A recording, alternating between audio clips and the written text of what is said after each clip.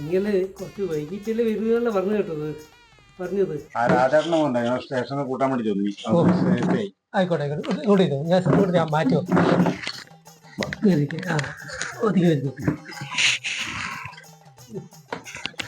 നമ്മുടെ പെരിങ്കളിയാട്ടത്തിന്റെ കാര്യങ്ങളെല്ലാം പ്രത്യേകിച്ച് പറയുന്നുണ്ട്. അതിനുകൊണ്ട് പറയാൻ വേണ്ടി തന്നെയാണ് വന്നത്. 19 കൊല്ലത്തിന് ശേഷത്തിന്റെ പെരിങ്കളിയാട്ടാണ്. ഫെബ്രുവരി 8, 9, 10, 11 തീയതി കാര്യങ്ങൾ അറിയാലോ. അപ്പം ഇവരുമായിട്ടുള്ള പരിപാടിയും കാര്യങ്ങളും പിള്ളമാരുടെ നടത്തിക്കുന്നുണ്ട്.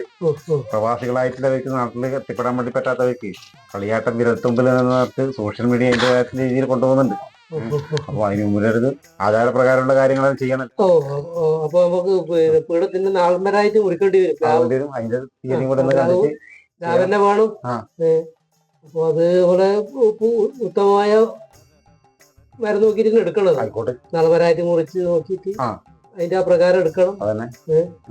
അപ്പൊ മരം കണ്ടുവെച്ചിട്ടുണ്ടാ? കണ്ടുവെച്ചിട്ടുണ്ട്. അവിടെ നമ്മളെ നോക്കണ്ടേ നമുക്കത് പോയിട്ട് കാണണം. നോക്കിട്ട് അത് തന്നെ മരത്തിന് കൊത്തിട്ട് 20 ദിവസത്തെ അവധി പറഞ്ഞിട്ട് നമുക്ക് നാളെ മുറിക്കാനാക്കണം.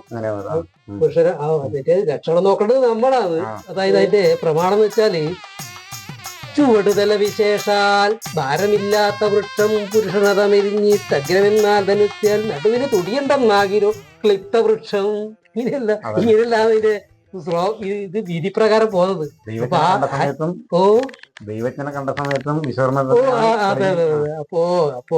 അപ്പൊ ആ വിധിപ്രകാരം തന്നെ എടുത്തിട്ടെങ്കിൽ നമുക്ക് അത് മാത്രല്ല, ഈ കളിയാട്ടത്തിന് മുമ്പേ ഇല്ലേ ലക്ഷണം കൂടി നമുക്ക് ഈ മരം മുറിക്കുന്നതിൽ നിന്ന് കിട്ടണം.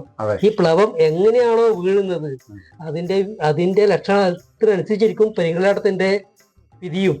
അപ്പൊ ഇവിടുന്ന് തന്നെ ഒരു പ്ലവലക്ഷണം കണ്ടതിന് ശേഷമാണ് മറ്റ് ഇത് നമുക്ക് പിന്നെ സ്വർണ്ണപ്ലവ ലക്ഷണം നോക്കി ചോദിച്ചത്. അപ്പൊ വിശ്വകർമാവിന്റെ ലക്ഷണം അതിൽ തന്നെ കണ്ടതിന് ശേഷമാണ് എല്ലാം വരുന്നത്. ആയിക്കോട്ടെ.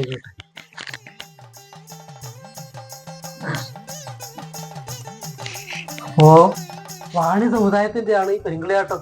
എന്നാലും കൂടെ നാനാമത വിശ്വാസികളും ഒത്തുചേർന്ന് കൊണ്ടുള്ള പെരിങ്കളിയാട്ടം വിജയിക്കുന്ന കാര്യത്തിൽ ഒട്ടും സംശയമില്ല.